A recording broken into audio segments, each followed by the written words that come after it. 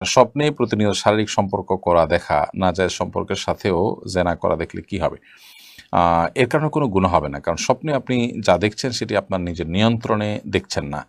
যার কারণে স্বপ্নে আপনি এরকম কোনো কিছু দেখলে এর কারণে আপনার জেনার গুনাহ হবে ব্যাপারটা সেরকম না। তবে সাধারণত অনেকে জীবৎ সরি আপনার জাগ্রত অবস্থায় যেগুলোকে নিয়ে জল্পনা কল্পনা অনেক বেশি করে, ঘুমোলে অনেক সময় সেগুলো স্বপ্ন দেখে। তো সেইরকম যদি হয় তাহলে সেক্ষেত্রে আপনার জাগ্রত অবস্থায় হারাম কল্পনা করা আপনাকে বন্ধ করতে হবে। কারণ হারাম কল্পনা করলে সেটি কিন্তু গুনাহ হবে। কারণ সেটি আপনার ইচ্ছাকৃত আপনি করছেন এবং সেটি আপনি নিয়ন্ত্রণ করতে পারেন বিধায় সেটি নিয়ন্ত্রণ করতে হবে। এর বাইরেও যদি আপনি এগুলো নিয়ন্ত্রণ করার পরও আপনি স্বপ্নে দেখেন তাহলে সেক্ষেত্রে তার কারণে গুনাহ হবে না। প্রয়োজন আপনি শোয়ার সময় ৩ কুল পড়ে সূরা ইখলাস, সূরা ফালাক, সূরা নাস ৩ বার পড়ে হাতে ফুৎকার দিয়ে পুরো শরীর মুছে নেবেন। এটি সুন্নাহ ঘুমের আগে। প্রতিদিন এটি করবেন। ওযু করে ঘুমালেন, ডান কাত হয়ে ঘুমালেন, দোয়া দরুদ পড়ে ঘুমালেন, আল্লাহ তাআলা আশ্রয় নিলেন। ইনশাআল্লাহ বিদিনিল্লাহ আল্লাহ তাআলা আপনাকে হেফাজত করবেন। জুবাইর আহমদ তাশরিফ আপনি লিখেছেন, আত্মীয় যদি অসম্মান করে সেক্ষেত্রে আত্মীয়তার সম্পর্ক ছিন্ন করা যাবে কিনা? আত্মীয় যদি আপনাকে অসম্মান করে, অভিমান করার অধিকার তো আপনার আছেই। ৩ দিন তার সাথে সম্পূর্ণ সম্পর্ক ছিন্ন করে, বয়কট করে, কথাবার্তা না বলে আপনি থাকতে পারেন। কিন্তু ৩ দিনের পর আপনি সেটিকে আর কন্টিনিউ করবেন না। তবে নিরাপদ দূরত্ব বজায় রাখতে পারেন আপনি যদি মনে করেন যে তার কাছে গেলে আবার অসম্মানিত হতে পারি বা আগের অসম্মানিত বোধ করেছেন, সেজন্য আপনার কষ্ট লাগা কাজ করছে, সেই জায়গা থেকে আপনি দূরত্ব বজায় রাখতে পারেন। কিন্তু একেবারে সম্পর্ক ছিন্ন করা বলতে যেটা বোঝায় সেটা না করা উচিত। কোনো না কোনোভাবে সম্পর্কটা সংযুক্ত রাখা উচিত, যদি তার দ্বারা ক্ষতিগ্রস্ত হওয়ার আশঙ্কা না থাকে। আর যদি সম্পর্ক জোড়া রাখতে গেলে নিশ্চিত আমি এরকম ক্ষতির সম্মুখীন হতে থাকবো, তাহলে সেক্ষেত্রে আপনি অবশ্যই দূরত্ব বজায় রাখতে পারেন। সাজিদুর রহমান আপনি লিখেছেন, আমার পিতা মারা গেছেন, পিতার নামে যে জমি আছে তা থেকে কিছু অংশ মসজিদে ওয়াকফ করা যাবে কিনা? পিতা মারা যাওয়ার পর পিতার নামের জমি ওয়াকফ করতে হলে সকল ওয়ারিসদের অনুমোদন লাগবে, কিংবা পিতার ওসিয়ত লাগবে। পিতা যদি ওসিয়ত করে যেতে থাকেন তার জীবদ্দশায় যে আমার মৃত্যুর পর আমার সম্পদ থেকে তোমরা মসজিদ নির্মাণ করবে বা মসজিদের জন্য জমি ওয়াকফ করবে, এরকম যদি ওসিয়ত করে থাকেন তাহলে সেটি কার্যকর করতে হবে, যদি সেটা পিতার টোটাল সম্পদের 1/3 বেশি না হয়।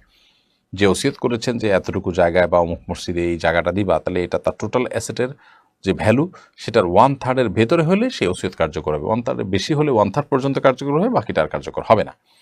এটা হলো পিতা যদি ওসিয়ত করে। আর পিতা যদি ওসিয়ত না করে আপনি সন্তান হিসাবে নিজে উদ্যোগ নিয়ে বাবার জন্য এটা করতে চান, তাহলে সেক্ষেত্রে সমস্ত ওয়ারিস, আপনার ভাই বোন যারা যারা পিতার মৃত্যুর পর তার সম্পদের ভাগ পাবেন, তাদের সবার অনুমোদন লাগবে এবং মৌন সম্মতি, তাদের সন্তুষ্ট চিত্তের সম্মতি, এটা কিন্তু লাগবে। কারণ মানুষ মারা যাওয়ার সঙ্গে সঙ্গে তার সম্পদের মালিকানা চলে আসে তার সন্তানদের কাছে, বিধায় সন্তান এবং ওয়ারিসদের কাছে। বিধায় এখন আর মৃত ব্যক্তির আসলে মালিকানাটা নেই। আপনি চাইলেই সেটা যা খুশি করতে পারেন না, ওয়ারিসদের অনুমোদন লাগবে। এরপরে ওহিদুল ইসলাম রায়হান আপনি লিখেছেন, নিজের রুমের ভেতরে নাচা কি হারাম? আপনি নিজের রুমের ভেতরে যদি আপনি নাচেন তাহলে সেক্ষেত্রে স্বামী স্ত্রী পরস্পরকে দেখানোর জন্য যদি হয় তাহলে সেটা হারাম হবে না। আর এটা যদি একজন পুরুষ অন্য নারীদেরকে, একজন নারী অন্য পুরুষদেরকে গায়রে মাহারাম তাদের সামনে প্রদর্শন করেন, তাহলে সেটা যেহেতু আপনার যৌন উত্তেজনা সৃষ্টি যেমন করে, তেমনিভাবে এটার তালে তালে আপনার মিউজিক থাকে, আরও নানান বিষয়ের কারণে সেটি নিষিদ্ধ এবং হারাম হয়। বাট একা একা যদি হয় এবং সেখানে মিউজিক বা অন্য কোনো কিছু না থাকে তাহলে সেটি হারাম হবে না। তানজিনা মিজি আপনি লিখেছেন, আমার স্বামী 2 বিয়ে করেছে, এখন আমার করণীয় কি? বোন, আপনার স্বামী যদি 2 বিয়ে করে থাকে তাহলে সেক্ষেত্রে তিনি আপনার প্রতি এবং তার আরেক স্ত্রী তার প্রতি যে তার ইনসাফ বজায় রাখার কথা এবং উভয়ের সাথে সমান আচরণ করার কথা, সমান সব কিছু দেওয়ার কথা, সেটা তিনি করছেন কিনা। যদি তিনি সেটা করে থাকেন তাহলে সেক্ষেত্রে আপনি তাকে সহযোগিতা করা উচিত বলে আমি মনে করি। কারণ অনেক সময় এই বিষয়গুলো পুরুষের চরিত্রকে হেফাজত করবার জন্য প্রয়োজন হয়, আবার অনেক সময় যৌক্তিক কারণও থাকে। আপনার স্বামী কেন করেছেন ঠিক আমি জানি না, তবে যদি তিনি আপনার হক ঠিকমতো আদায় করে থাকেন তাহলে আপনার এরপরে আন্তরিক হওয়া উচিত বলে আমি মনে করি। আমি জানি এটা মেনে নেওয়াটা আমাদের মেয়েদের জন্য অনেক কষ্টের, কিন্তু এরপরও আল্লাহ রাব্বুল আলামিন এটা আমাদের জন্য, আমাদের মা বোনদের জন্য একরকম পরীক্ষা হিসাবে রেখেছেন, যে আমি আল্লাহ তাআলার বিধান বুঝে আসুক না আসুক, কষ্ট হলেও মেনে নেই কিনা। এটা তিনি কাজ করেছেন, এটা কোনো ফরজ ওয়াজিব করেছেন বা আমি এটা বলছি না, আমি বলছি জায়েজ কাজ করেছেন, অতএব বিষয়ে আপনার ঘৃণা যেন না থাকে, বিশেষ করে যদি তিনি আপনার প্রতি জুলুম না করেন এবং আপনার হক ন্যায্যভাবে সঠিকভাবে আদায় করেন। আর যদি হক আদায়ে ত্রুটি করেন, গাফিলতি করেন, তাহলে সেক্ষেত্রে অবশ্যই আপনি তার বিরুদ্ধে আইনানুগ ব্যবস্থা নিতে পারেন, সামাজিক উদ্যোগ গ্রহণ করতে পারেন এবং আপনার অধিকার আপনি আদায় করার চেষ্টা করতে পারেন। রাবিয়া সুলতান আপনি লিখেছেন, মায়ের সম্পদে ছেলে মেয়ের অংশ কিভাবে বন্টন করা উচিত? বাবার সম্পদে ছেলে মেয়ের অংশ যেভাবে বন্টন হবে, মায়ের সম্পদে ঠিক একইভাবে বন্টন হবে। অর্থাৎ বাবার সম্পদ যেরকম একজন ছেলে যা পাবে, দুজন মেয়ে তা পাবে, মায়ের সম্পদেও একই হারে পাবে, কোনো বেশ কম নেই এক্ষেত্রে। শাহাদত হোসেন লিখেছেন, আমি প্রবাসে কাজ করি, কাজ করার সময় আমি নামাজ পড়ার জন্য যথেষ্ট সময় পাই না। এমত অবস্থা আমি যদি শুধুমাত্র নামাজের ফরজটুকু আদায় করি, তাতে আমার নামাজ আদায় হবে কিনা? ভাই শাহাদত হোসেন, শুধু ফরজটুকু আদায় করতে পারেন, সুন্নত আদায় করতে পারেন না, এরকম যদি হয় কালে ভদ্রে হতে পারে, কিন্তু নিয়মিত এরকম যদি হয় তাহলে এটা দূষণীয় এবং ত্রুটিযুক্ত। তো এরকম কাজ থাকলে আপনি সেই কাজ পরিবর্তন করে যেখানে সুন্নত এবং ফরজ সবই পড়তে পারেন, সেরকম কাজে আপনার যাওয়া উচিত এবং সুইচ করা উচিত আপনার কাজ।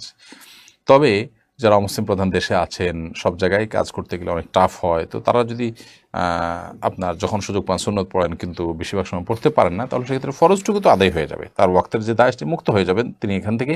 বাট সুন্নত আদায় না করার কারণে একটা অপূর্ণতা তো অবশ্যই থাকলো, সেটা তার আদায় করার সর্বাত্মক চেষ্টা থাকা উচিত। শিরিন আক্তার লিখেছেন, দুই বোনকে একই দিনে বিয়ে দেওয়া যাবে কিনা? কোনো অসুবিধা নেই, দুই বোন তিন বোনকে বা আরও বেশি হলেও দুই বোন বা দুই ভাই তিন ভাইকে একসাথে একই মজলিসে একই দিনে বিয়ে দেওয়াতে কোনো প্রকার ইসলামের দৃষ্টিকোণ থেকে বাধা বিপত্তি নেই। আরাফাত বিন সিদ্দিক আপনি লিখেছেন, জিম করলে নিজের পছন্দ মতো খাবার খাওয়া যায় না, মেপে মেপে খাবার খাওয়া লাগে, এতে কি রুহের বদদোয়া পাবো? এই মেপে মেপে খাবারটা তো আপনার নিজের স্বাস্থ্যের জন্য ভালো, তো যেটা আপনার নিজের স্বাস্থ্যের জন্য ভালো সেটার কারণে আপনি রুহের বদদোয়া কেন পাবেন, বা সেটার কারণে আপনি গুনাহ কেন হবে? ইনশাআল্লাহ বিদিনিল্লাহ তার কারণে গুনাহ হবে না, কারণ আপনার নিজের কল্যাণেই করছেন, নিজের স্বাস্থ্যের ভালোর জন্যই আপনি করছেন।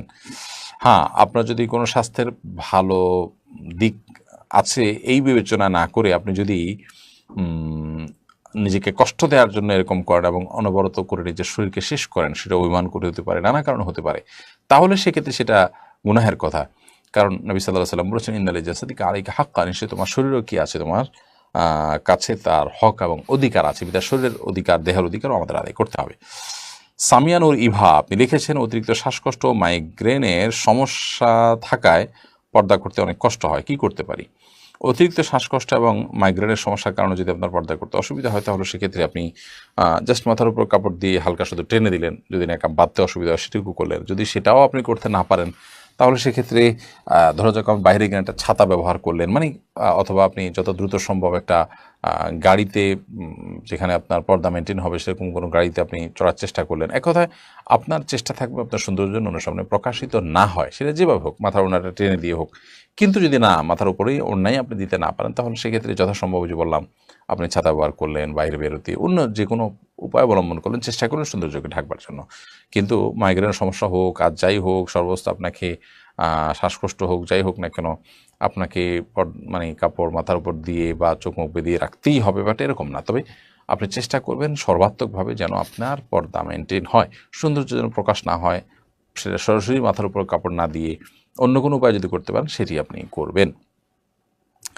তাহেরা বানু ও রিঙ্কি হেয়ারি থেকে আপনি লিখেছেন, এখন অনেক জায়গায় মুরগি দোকান থেকে পরিষ্কার করে দেয়, মুরগি পরিষ্কার করতে তারা জবাইকৃত মুরগির নাড়ি ভুড়ি সহকারে গরম পানিতে ডুবিয়ে নেয়, এতে কি মুরগি হারাম হয়ে যাবে? অনেক ওলামা কেরাম এটাকে হারাম হওয়ার কথা বললেও প্রকৃতপক্ষে এটি হারাম হওয়ার কথা নয়, এবং এ বিষয়ে শেখ ডক্টর আবদুল্লাহ জাহাঙ্গীর রহমাহুল্লাহরও একটি সুস্পষ্ট প্রশ্ন উত্তর রয়েছে।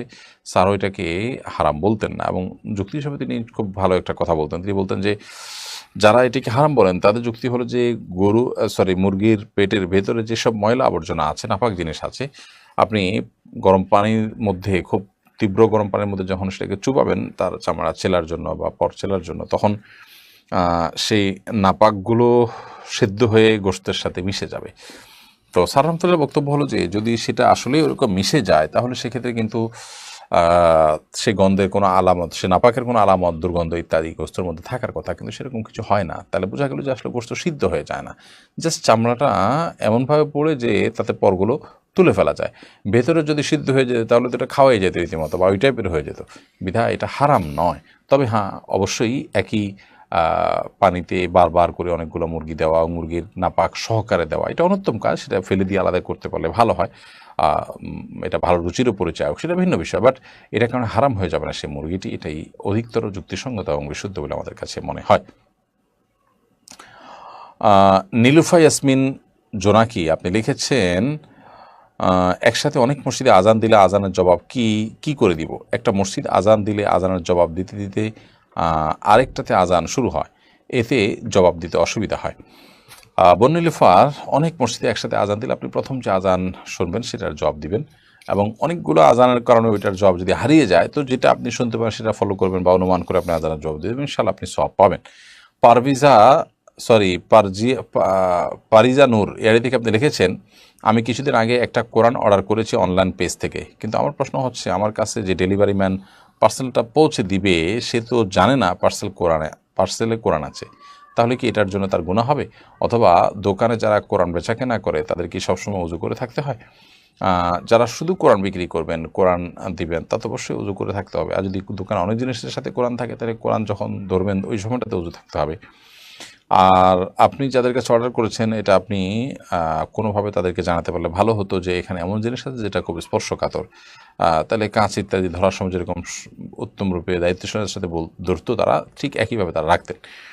তবে পার্সেলের ভেতরে কোরআন আছে, উপরে প্যাক আছে, তো এটা বিনা উজুতে ধরলে গুনাহ হবে না ইনশাআল্লাহ তাআলা। অতএব ডেলিভারি ম্যান সেটা ধরলে তার গুনাহ হবে না।